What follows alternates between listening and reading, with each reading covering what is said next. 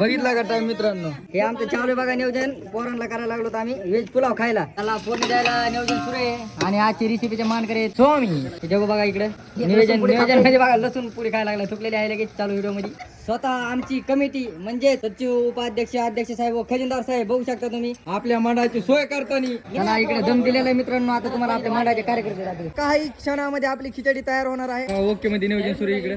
चांगलं गणपती बाप्पा मोरया, मंगलमूर्ती मोरया. काय मित्रांनो, आमचं मंदिर तिकडे तर त्याची चावीने आमच्याकडे आम्ही डायरेक्ट थेट आता रोडला बसायला लागलो जेवायला.